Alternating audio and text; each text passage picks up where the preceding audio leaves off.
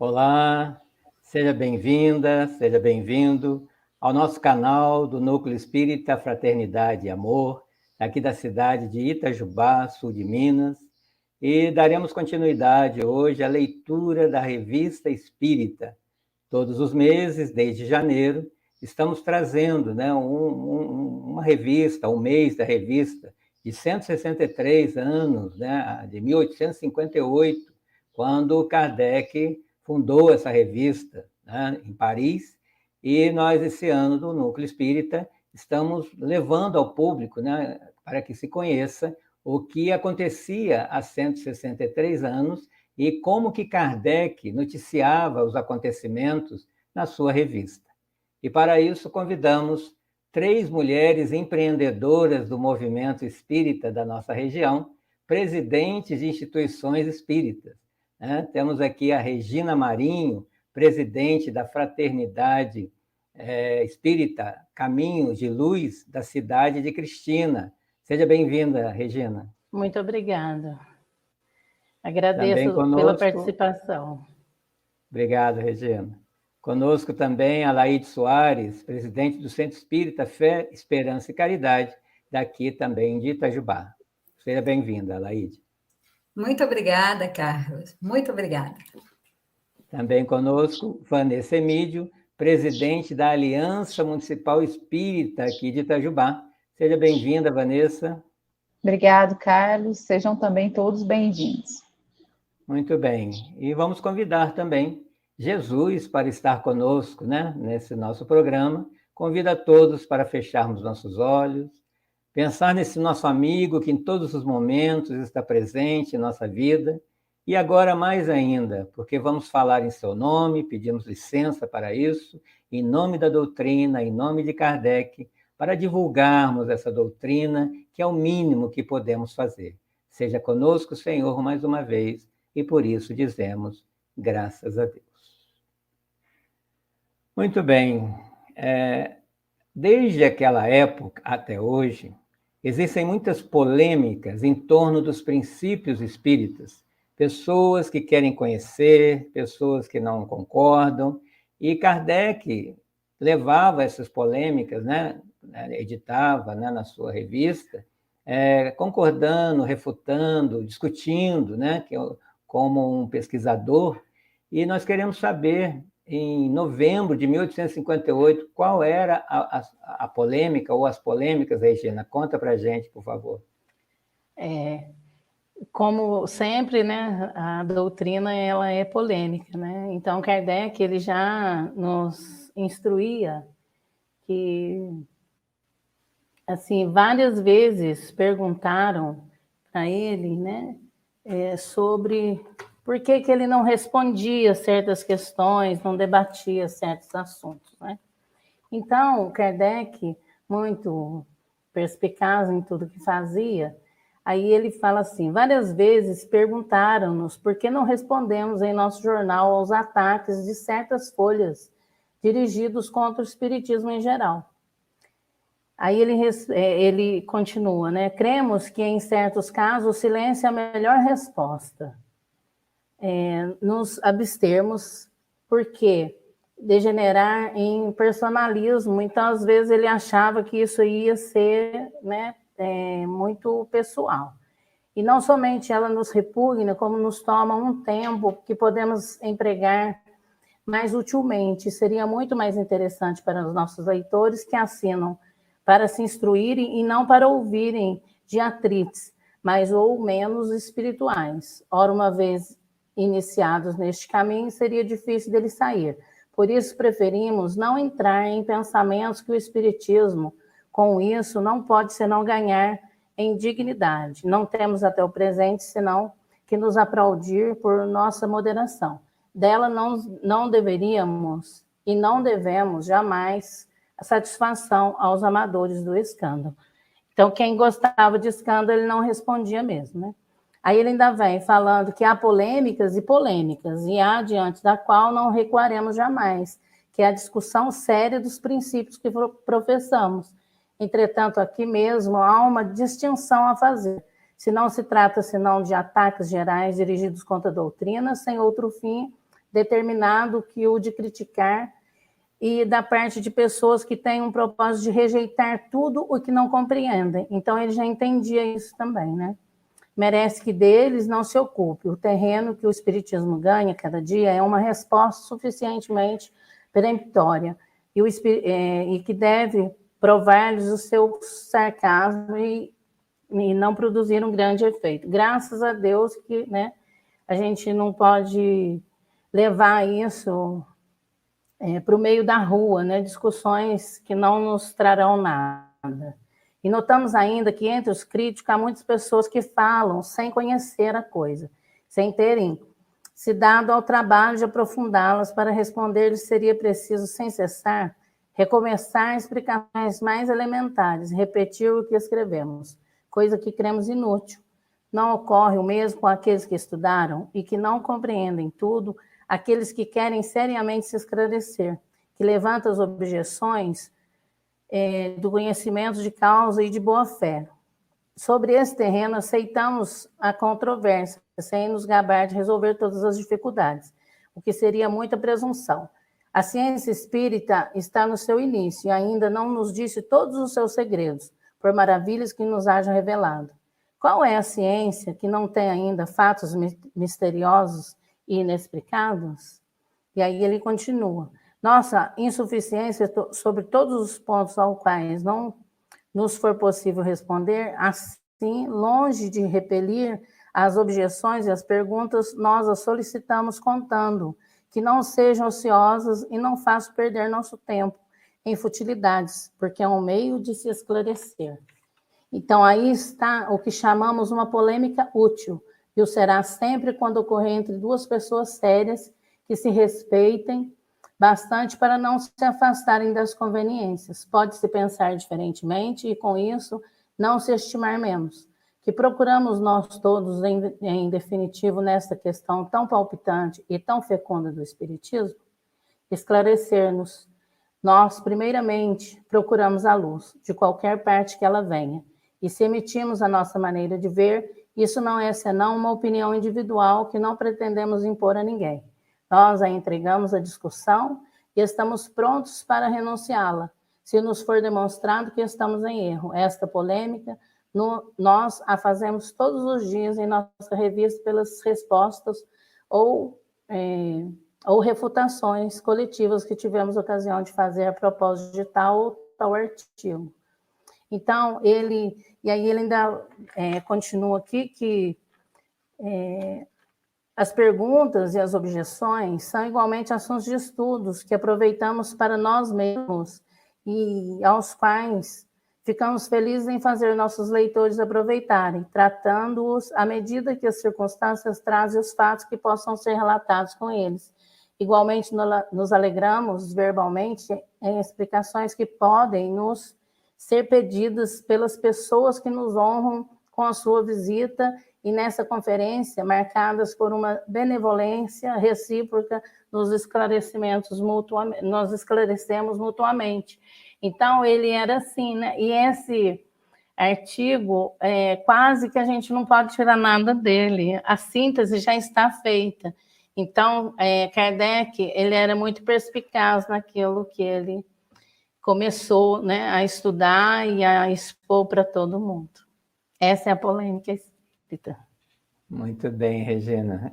É interessante porque a Revista Espírita, quando a gente lê, é Kardec, não é, né, como as obras básicas, o que os espíritos disseram, sim, mas o que Kardec está dizendo.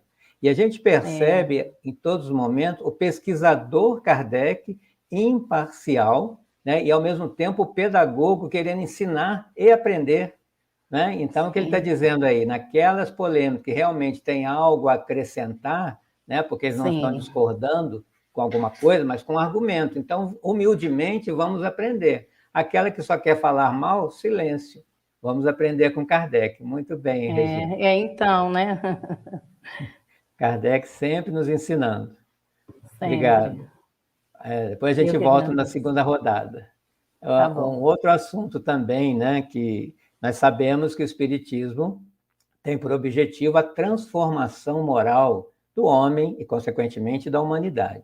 Então, preocupava Kardec os problemas morais da sociedade, né? Tanto nos livros, né, das obras básicas, quanto na Revista Espírita, ele vinha discutir, ele vinha ensinar, ele vinha aproveitar o que estava acontecendo, sempre lembrando, há 163 anos, e parece tão atual, né, Alaide? Conta aí para gente como é que é.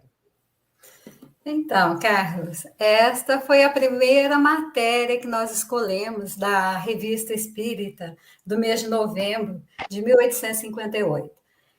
Os problemas morais. São 3 perguntas que foram dirigidas ao Espírito São Luís no dia 12 de outubro de 1858, através de um médium psicofônico e vidente, e publicadas no mês de novembro de 1858.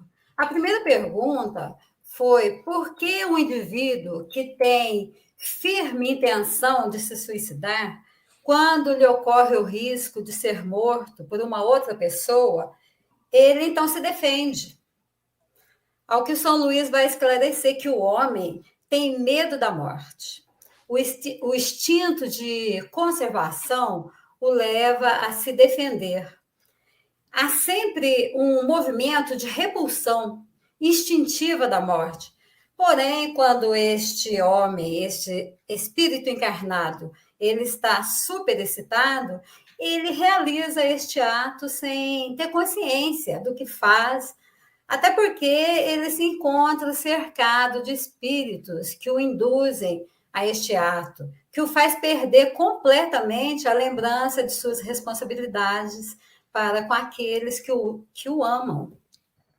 E a segunda pergunta, ela se refere àqueles encarnados que, com a intenção do suicídio, procuram a morte em campos de batalha. Então, nós vamos trazer essa pergunta para os nossos dias. Vamos lembrar aqui dos esportes radicais, com extremo risco de morte. Então, se acontecer o desencarne de um homem nesta situação, a pergunta para São Luís foi isso: seriam estas pessoas culpadas? Ao que São Luís vai afirmar que sempre serão culpadas se elas, com intenção de suicídio, procuraram os campos de batalha, ou aqui para os nossos dias, os esportes radicais, com intenção de suicídio. Qualquer que seja a profissão de São Luís, o encarnado, ele receberá bons conselhos dos bons espíritos. Agora, se o homem decide agir por si mesmo e abandona os bons conselhos, este homem, esse espírito encarnado, se torna o único responsável pelos seus atos. E a terceira pergunta, ela está diretamente relacionada com as 2 primeiras. As pessoas que participavam daquela sessão, daquela reunião em que foram feitas essas perguntas, entenderam que houve uma contradição entre a primeira e a segunda resposta. Ao que São Luís vai responder que não há contradição nenhuma. E ele segue dizendo que os conselhos, eles vêm tanto dos bons espíritos como dos maus espíritos. E o homem tem seu livre-arbítrio. Ele tem seu livre-arbítrio para decidir entre os bons e os maus. E se, apesar dos bons conselhos, este homem, esse espírito encarnado, decidir pelo mau conselho, ele vai concretizar o ato translocado. Então, ele se torna o único responsável por este ato. E era essa a questão, ou melhor, a matéria que nós escolhemos para a primeira parte. Obrigada, Laide. E esse assunto me fez pensar que eu nunca tinha, né, ouvido a respeito disso, porque as pessoas falam assim: uma pessoa foi tentar o suicídio, né, não conseguiu, foi para o hospital, né, e no hospital ela chega e fala para o médico: não me deixa morrer. Né? Então as pessoas falam: mas ele queria morrer, agora não quer morrer, e aí está a explicação. Né? É o que a gente sabe, ele quer matar um problema e ele fica tão alucinado que ele não pensa na família, não pensa nos que o amam, e não pensa que é uma morte que ele está entrando. Então, essa resposta, né, clareia muita coisa, esclarece muita coisa, principalmente hoje, essa onda de suicídios que nós estamos vivendo aí. Né? Então, muito obrigado por você trazer essa matéria. E uma outra questão também, que lembrando que Kardec, ele criou o primeiro centro espírita do mundo, né? A Sociedade Parisiense de Estudos Espíritas.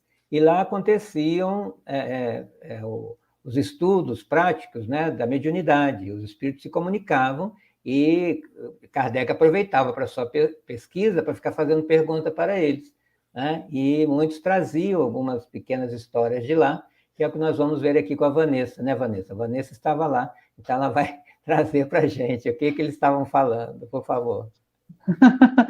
Bom, eu estava lá na minha encarnação anterior, então está sendo facinho aqui, porque eu estou relembrando tudo. Brincadeira, gente.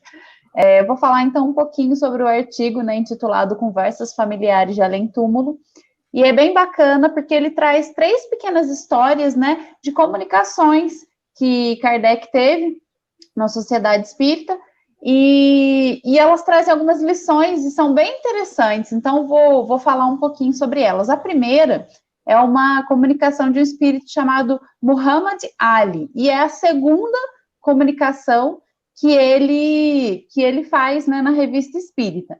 Para contextualizar, esse espírito, ele foi um grande expoente do Egito, né? Ele foi um grande líder lá, ele alavancou o progresso do Egito, mas também ele foi muito cruel e muito impiedoso, né? Então, ele teve um progresso intelectual, mas não alavancou o seu progresso moral.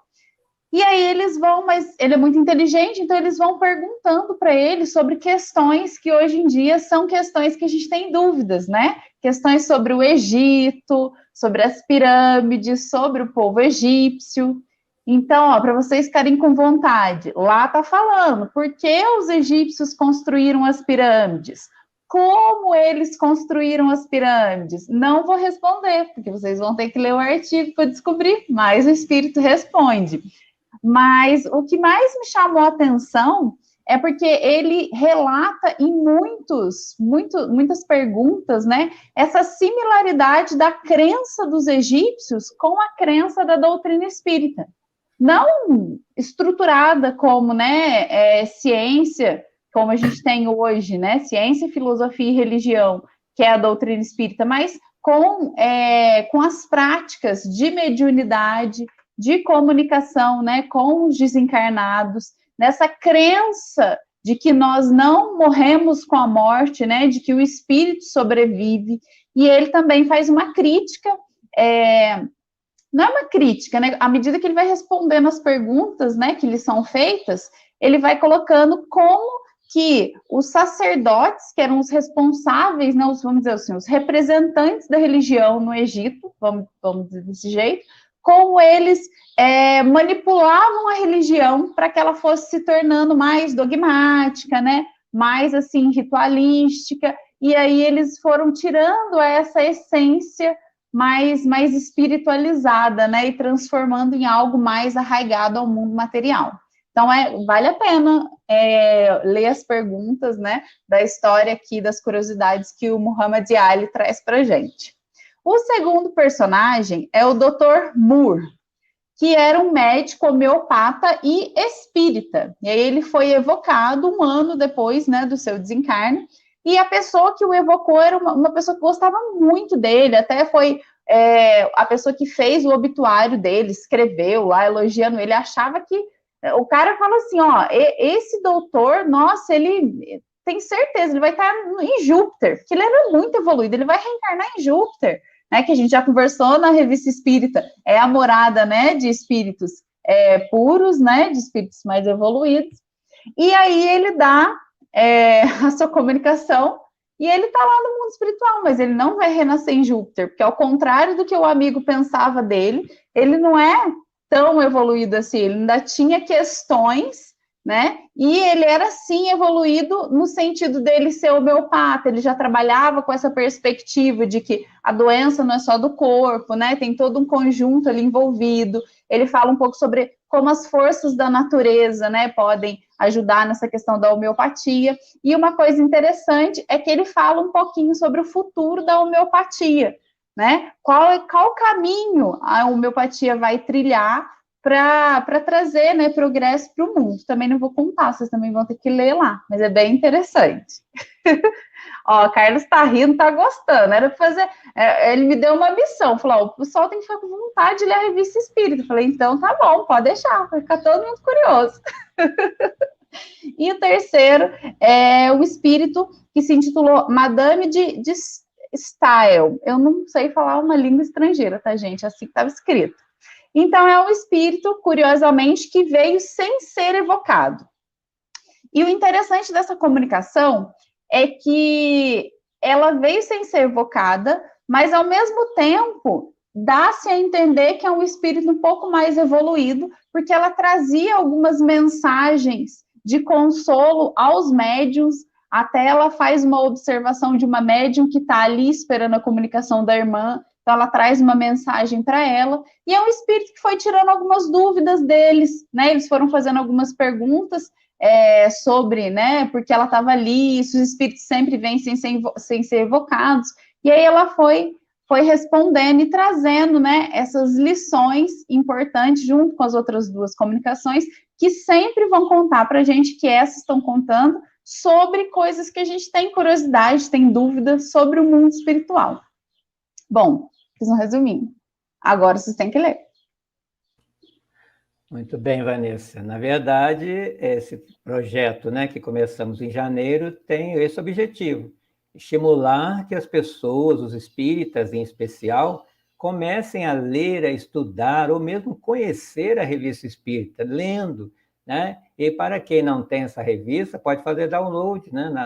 Tanto no site da FEB, quanto na UEM, né, que é a nossa Federativa Mineira, tem lá gratuitamente, né, e tantos outros sites disponibilizam para ler, né, um artigo por dia, né, vamos lendo aos poucos, como esse ano. Agora, em dezembro, vamos acabar a revista de 1858, fizemos uma por mês, né? Então, é possível, sim, ler a revista espírita, vamos fazer essa campanha. Uma outra coisa também que acontecia nas revistas é que o que saía publicado nos outros jornais, alguns artigos, o Kardec ele publicava também na Revista Espírita, porque ali, como eu falei, ele como pedagogo, ele iria aproveitar para algum ensinamento, né? Ainda pensei, nossa, ele ainda tinha tempo de ler jornais, né? De tanta coisa que ele fez esses últimos anos. Aí teve um jornal espiritualista lá de Nova Orleans que falava sobre um médium pintor, né? Ele falava que nos Estados Unidos tinham pessoas que tinham o hábito de pintar retratos de outras que já tinham desencarnado. Até aí, tudo bem. Só que essa pessoa que pintava não tinha conhecido aquela que desencarnou. Então, como é que ele conseguia fazer um retrato e os familiares vinham e testemunhavam? Não, realmente, esse é o familiar, né? Essa é a expressão dele. Mas como é que ele fazia isso se ele não conhecia? Foi dado apenas um nome e, a partir desse nome, ele retratava a pessoa, né? E em um dos casos era do senhor Roger, né, que era um alfaiate como profissão, mas que era médium, né? A gente chama essa mediunidade de pictografia. Então, quem escreve essa nota do jornal é o senhor Fayette, né? Escreveu em maio desse mesmo ano, de 1858, que esse senhor Roger Alfaiate foi passar alguns dias na sua casa, né? E lá ele deu passividade a um espírito pintor, aí sim, o espírito pintor, chamado Benjamin West, e pintou vários quadros na casa dele. Então, como é que aconteceu isso? Ele estava num quarto escuro, né? Em 1h30 ele pintou 2 quadros, né, de 2 pessoas. E aí, quando o senhor Fayette olhou, um era do avô dele. Aí chamou, né, os irmãos, outras pessoas, e reconheceram que realmente era o avô dele, que esse pintor, né, esse senhor Roger, claro que não tinha conhecido, né, era a primeira vez que ele estava indo ali. E teve de um outro senhor, que ninguém reconheceu, né, mas de quem é esse retrato aqui?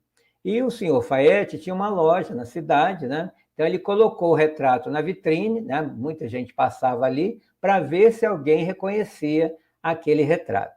E ficou lá uma semana e nada.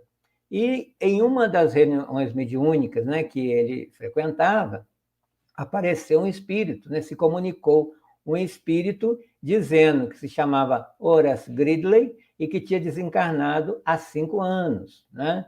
E ele dizia, né, para o seu Fayette, eu sou primo do seu pai, né? Se você quiser saber mais informações, pergunte para o seu tio, né, o senhor Gridley, que mora no Tennessee, né? E esse retrato que você está aí, né, pendurado na sua loja, sou eu, ou é meu, né? E aí ele descobriu quem era. Ele falou, aí o espírito deu a ideia, envie esse retrato lá para essa cidade, né, que ele falou o nome lá, que eu era xerife, né, na época nessa cidade. E o senhor Fayette não sabia de nada disso. A única coisa que ele lembrou é que o pai dele tinha realmente alguns parentes nessa cidade, mas ele nem sabia o nome, né? Só ouviu falar, né? E aí, como é que foram feitos os quadros? Né? Ele só colocou alguns nomes e o médium fez a pintura, né? E aí, o que ele fez? Ele descobriu que nessa cidade tinha uma prima ainda dele, e ele mandou uma cópia do retrato para essa prima. Só que ele não falou nada, ele só falou assim, você reconhece alguém aí nesse retrato? E ela respondeu dizendo que sim, que era bem parecido com o pai dela, na época que ele desencarnou, e ainda chamou, né, outros familiares que também reconheceram, ele só não falou qual era a origem, né? E ela achou, né, até ficou surpresa dele ter um retrato do pai dela, porque nem ela tinha, né? Então, ele acabou enviando o retrato original para ela, né? Ela ficou muito satisfeita, até porque os filhos dela tinham verdadeira adoração pelo avô e não tinha nenhuma recordação. Agora, eles teriam o quadro, né? Então, isso aí é mais uma comprovação que os espíritos estão vivos, querem se comunicar e continuam nos amando e pensando em nós. Vamos parar para pensar sobre isso, né? Então, é mais um artigo interessante para a nossa educação. E falando em princípios espíritas, um outro assunto, né, que se discute muito é a questão da pluralidade das existências. Até hoje tem gente que acredita, tem gente que não sabe se pode acreditar. E aí o Kardec, ele tem, às vezes ele publicava artigos em sequência, cada mês, né, ele dava continuidade ao artigo. Nesse mês de novembro, ele vai começar um primeiro artigo falando justamente sobre isso, que a Regina trouxe para a gente, por favor. Ele fala da pluralidade das existências, né? Que a reencarnação não era atual, que isso era muito antigo já, que isso já vinha de Pitágoras, que acreditava na reencarnação. Só que Pitágoras, ele tinha uma ideia, né, que metempsicose, né, que ele achava que o espírito da gente reencarnava no bicho, no animal. E não é assim, a gente sabe agora que não é assim. O animal, ele vai evoluir para ser hominal, mas não a gente volta, o nosso progresso jamais retrocede, a gente sempre vai para frente.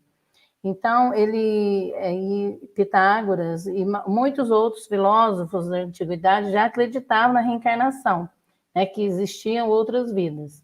Aí ele vai falando, né, que a doutrina espírita não é a mãe da reencarnação, ela não tem isso, não foi ela que inventou isso.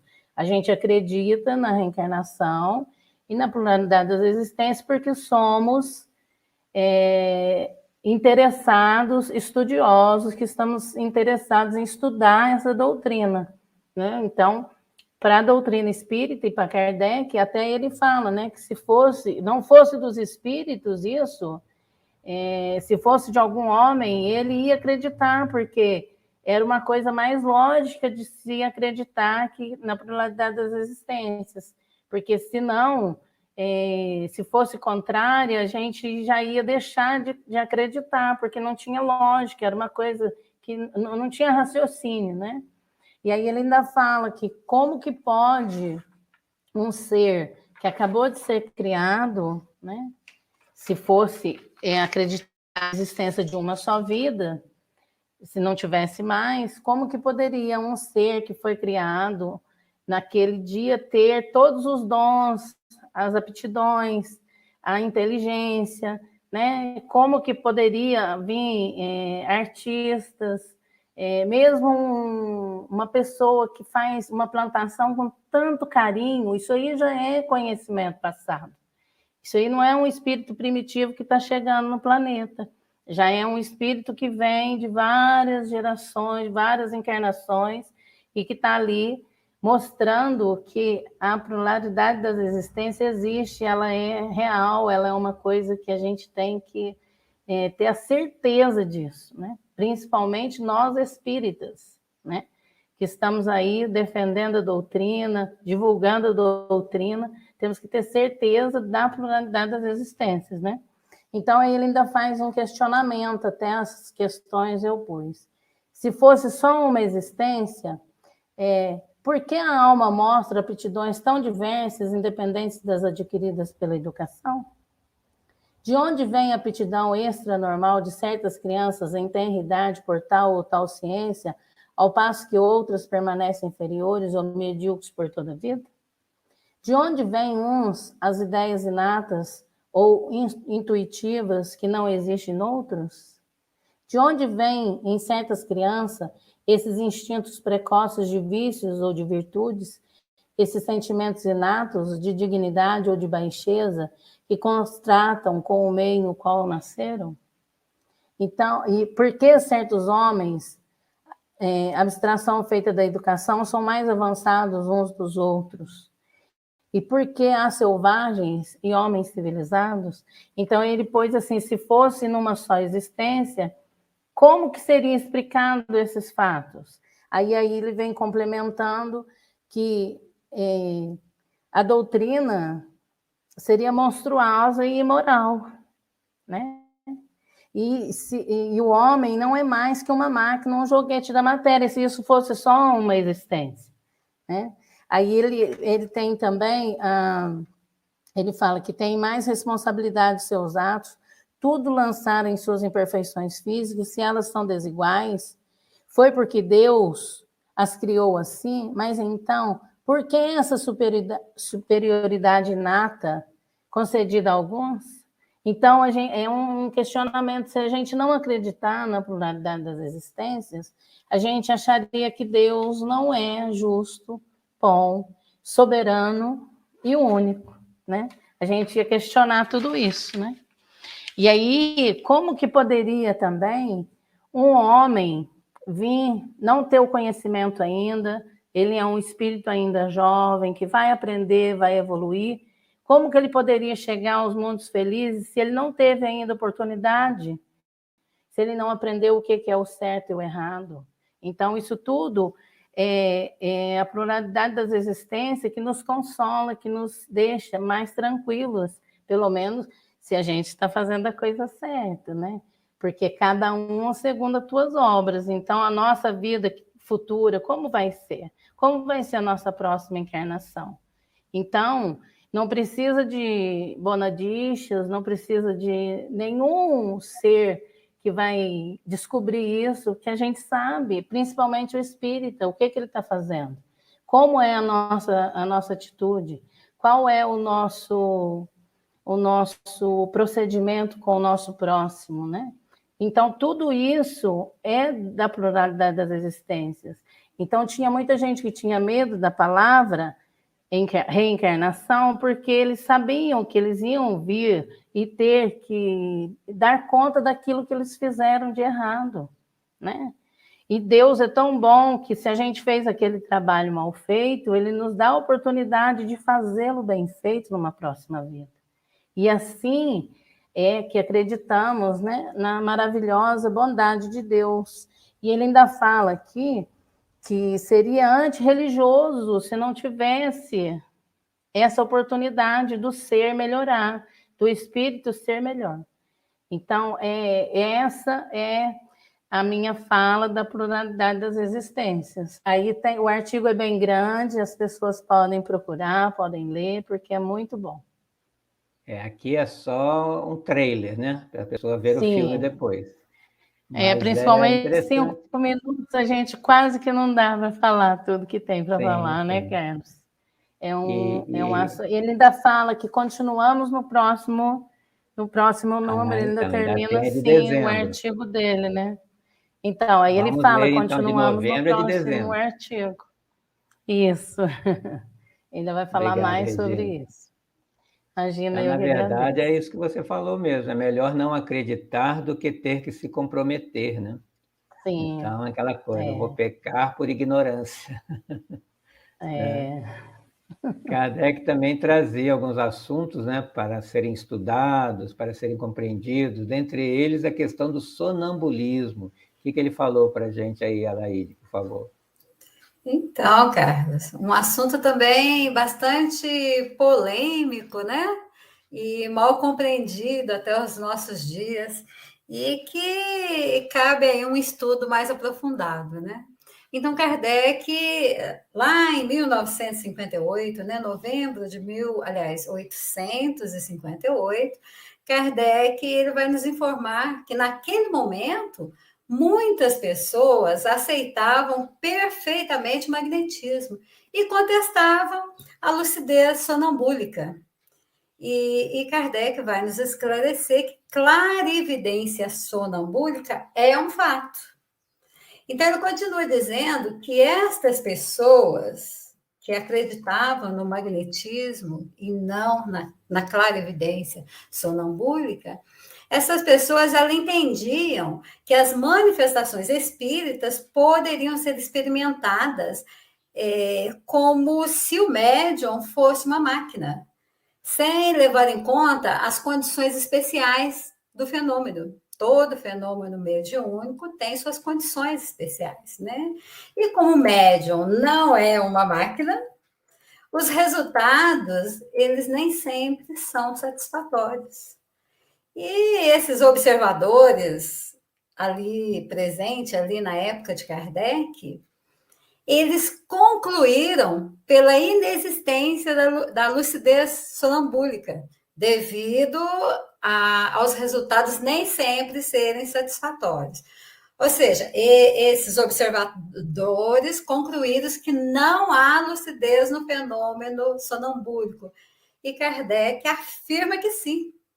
Ele afirma também que fenômenos assim, palavras de Kardec, fenômenos assim tão delicados exigem longa, assídua e perseverante observação. O sonâmbulo, ele, por vezes, pode ser influenciado pelo pensamento das pessoas presentes na reunião, por vezes, mas não o tempo todo. Até porque o sonâmbulo, ele pode relatar fatos que as pessoas ali presentes ainda desconhecem, elas ainda ignoram. Então, vamos clarear o assunto com o exemplo dado pelo próprio Kardec. Um senhor de nome Marilon, deve ser essa a pronúncia, estava desaparecido já há alguns dias.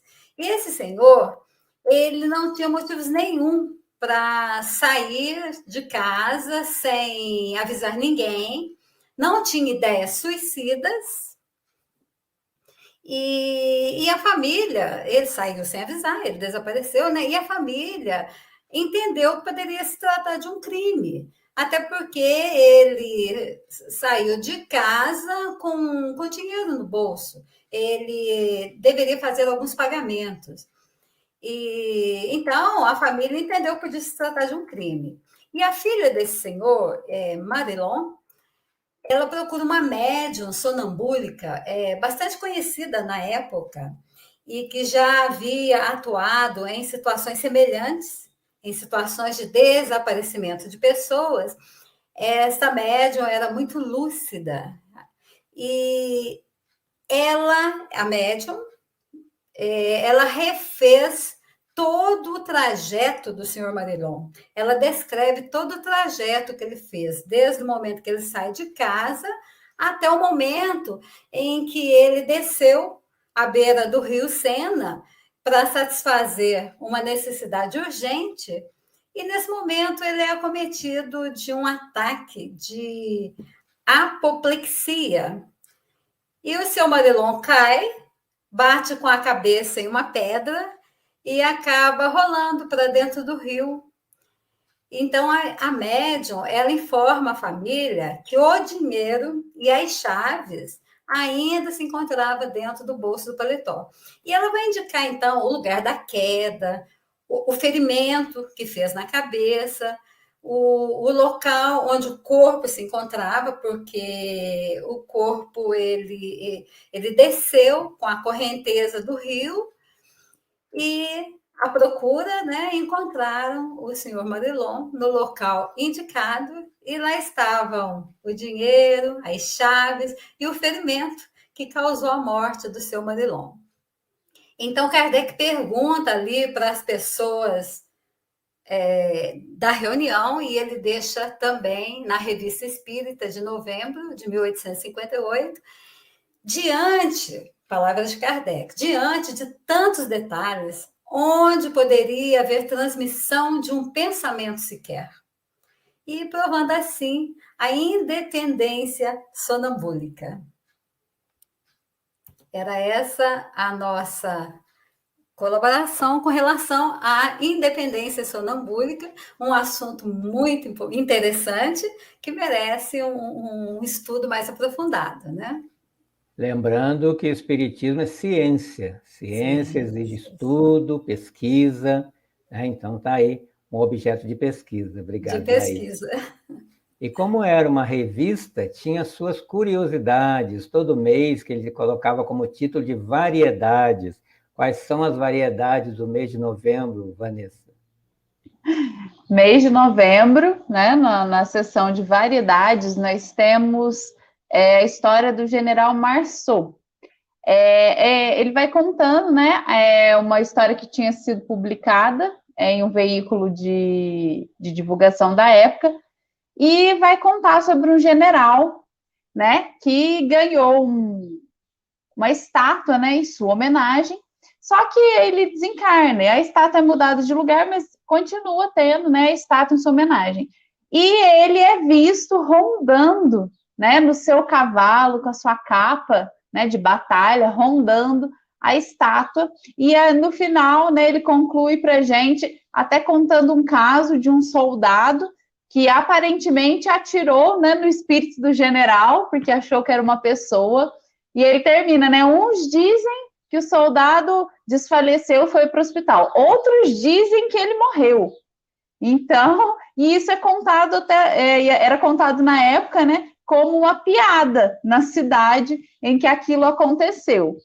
E aí a gente é bacana a gente ver esse lado também mais bem-humorado de Kardec, né? Porque a gente tem essa imagem de Kardec lá, tá naquela foto lá, né, sério, sisudo, mas não, né? É uma pessoa como todos nós. E se a gente for analisar a história, né, desse general, ela até tem sentido, ela é plausível para nós observando pelo viés da doutrina espírita, porque o general era um espírito, assim como todos nós, e um espírito mais materializado. Então, era bem possível ele ter ficado realmente preso àquele bem material, que era, né, para ele de grande valor, e ficar ali, muitas vezes, nem percebendo que desencarnou, muitas vezes perdido ali, né, nos seus pensamentos, na sua própria vibração, nas suas vivências, revivendo aquele momento. Então, é muito bacana da gente ler um artigo curtinho, mas que dá para a gente refletir sobre isso e sobre essa nossa necessidade de não nos apegarmos, né, às coisas do mundo material. É interessante que o que é motivo, né, de brincadeira em outros jornais, para a gente, é motivo de pesquisa e tem uma explicação. Né? E Kardec era bem-humorado, sim. Quem conta isso para a gente é Leon Denis, né? Quando assistiu o Kardec respondendo perguntas na cidade dele, e ele narra, ele estava bem-humorado para responder as perguntas. Né? Tá uma foto ali, porque demorava muito para fazer, não dava para ficar sorrindo que ia doer a bochecha. Então, para terminar, tem um outro artigo aqui, que Kardec, como eu falei, ele frequentava os lugares, né, onde havia manifestações mediúnicas de espíritos, principalmente na família Boudin, onde tinha aquelas meninas que, inclusive, aparece no filme sobre a vida dele, quem assistiu.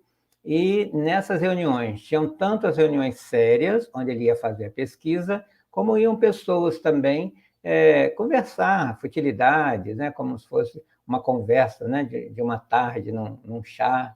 E numa dessas reuniões, que não eram tão sérias, apresentou-se um espírito bastante conhecido lá, chamado Frédéric Soulier, que é o espírito de um romancista, um dramaturgo francês, bastante popular, que tinha desencarnado em 1847 e tinha em vida escrito mais de 40 romances, principalmente de caráter sensual, e era, né, popular no país. E ali ele ia conversar, né, só que de forma psicográfica, né, as meninas iam escrevendo as ideias dele, e as pessoas iam fazendo perguntas, como uma conversa, né? E como tinham dúvida se era ele mesmo, ele assinava as comunicações e eles comparavam com a assinatura original, né? E viam que tinham muita semelhança. E um dia pediram que ele desenhasse, né, o rosto dele. A menina não sabia desenhar, mas o espírito fez o desenho e era bem parecido. E assim confirmaram que era realmente o Frédéric Soulier, bastante conhecido lá. E aí um dia ele resolveu. Primeiro perguntaram, né, por que ele chegou ali se ele não tinha sido convidado, né, evocado.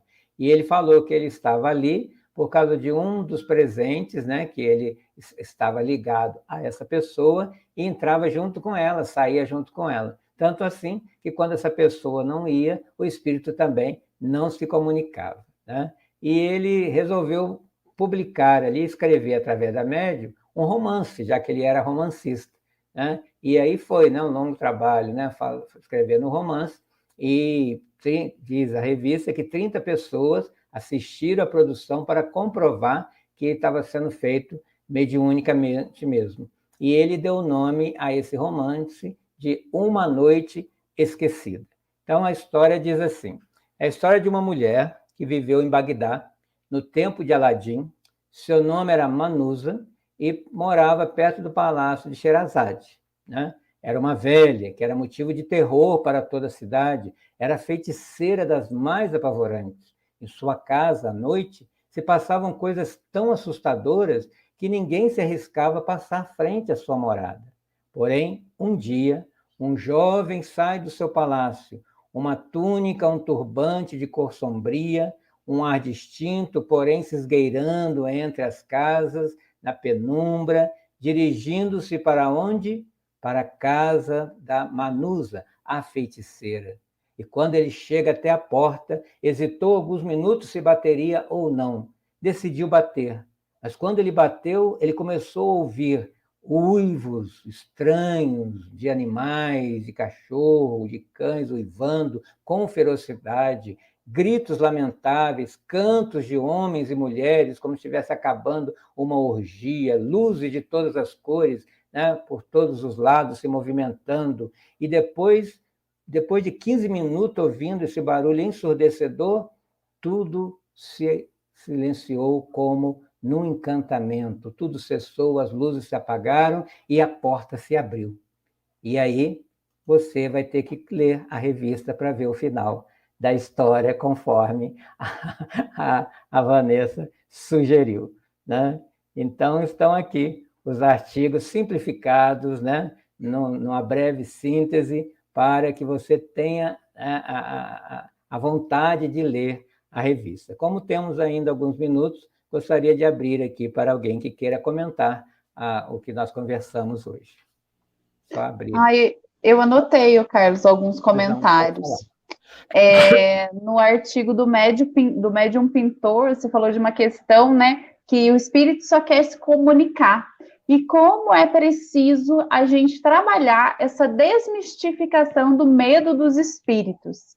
Eu trabalho muito com criança, e a gente está começando a trabalhar a terceira revelação, que é o espiritismo, e aí a gente fez vários mistérios, né, um jogo misterioso para eles saberem das histórias das irmãs Fox, das mesas girantes, e muitas crianças já entram na aula assim, ai, que medo, hoje vai ser um mistério, vai falar de fantasma, né? Por quê? Porque a gente precisa desmistificar. E foi bacana, porque quando a gente chegou no final do mistério das irmãs Fox, tinha uma criança que dizia que não tinha medo, E aí, no final, que as crianças estão com medo, ele falou assim, mas por que vocês estão com medo? O espírito que estava lá só queria falar que ele tinha morrido. Ele não queria assustar ninguém. Né? Então, a gente vê a diferença, né, de você criar, né, ensinar para a criança que não precisa ter medo, esse espírito só quer se comunicar, ele só quer falar alguma coisa que está doendo para ele. E aí a gente vai trazendo isso para a vida adulta, né? Tanto o medo do fantasma, quanto o entendimento de que é só um espírito, ele só está querendo se comunicar.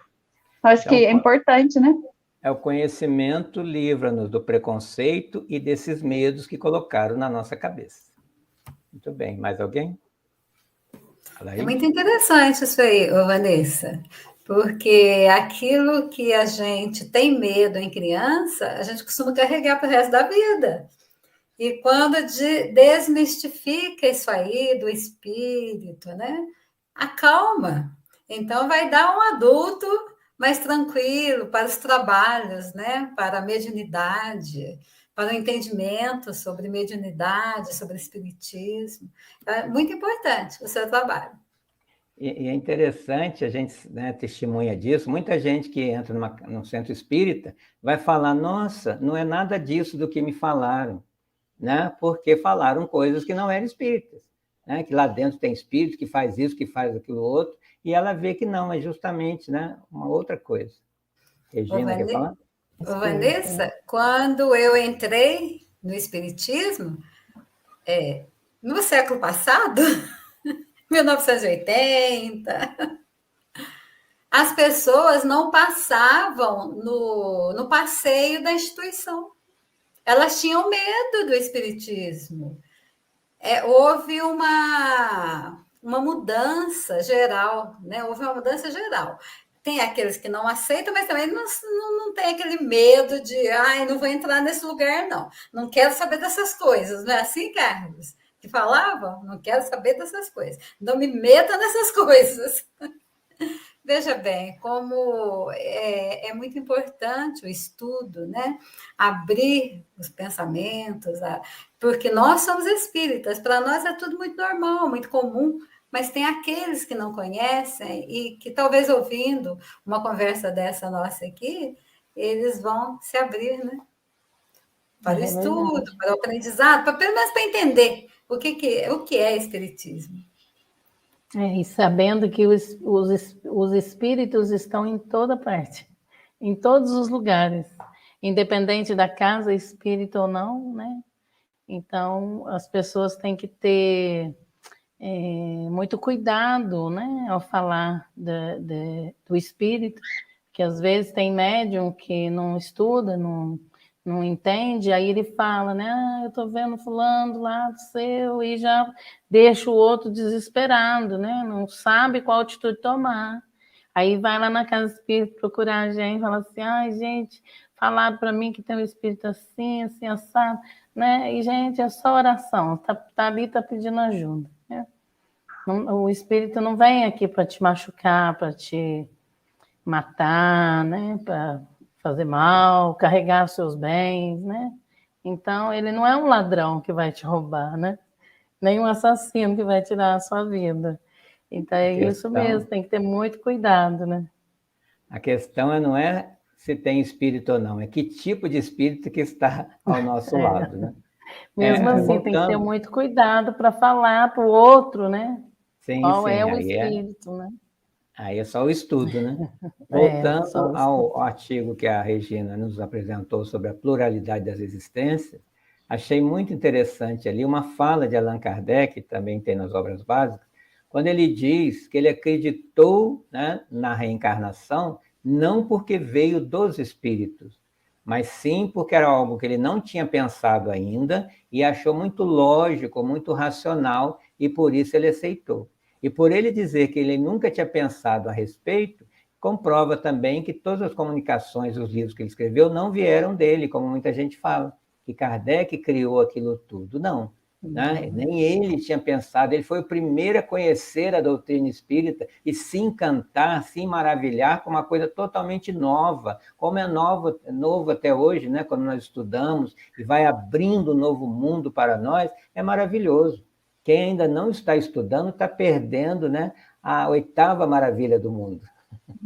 Ô, Carlos, Ele fala também, né? pode falar, Regina, depois eu falo. Ele fala também, né, Carlos, que a comunicação veio de vários países, não só da França. Aí ele intitula vários países e muito mais. Ele fala e etc., porque tinha muito mais não só de um comunicação. médium, né? Não só de um médium, muitos médiums, tanto médiums moralizados, como não moralizados, como estudiosos e como até pessoas iletradas que faziam aquelas comunicações, escreviam, né? E que trabalhão que ele teve para juntar isso tudo, filtrar, selecionar, organizar. Pois e às vezes a gente, para estudar um artigo, a gente fica com tanta coisa, né? Tanta dificuldade, mas nós estamos avançando. Fala, Vanessa. Eu também anotei algumas observações desse artigo, e eu não consigo fugir do universo infantil, né? Eu trabalho com evangelização, acaba que sempre vem para mim. Como que é importante a gente trazer essa ideia de reencarnação, de que nós não morremos para criança desde cedo. Essas semanas que passaram, a gente estava falando muito sobre isso nas nossas aulas, por conta da terceira revelação do Espiritismo, e uma criança no começo da aula falou assim, eu tenho uma pergunta.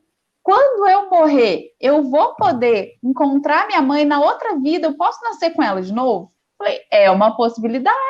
Você continua, sua mãe nunca vai deixar de ser sua mãe e tal. Nossa, gente, você vê o olhinho da criança brilhando, tipo, nossa, não preciso mais ter medo de morrer. E é exatamente isso, né? Que a gente vem de uma crença onde a morte é vista como fim, horrível, ninguém fala. Por quê? Porque a morte sem a reencarnação, realmente ela é triste, ela é horrível.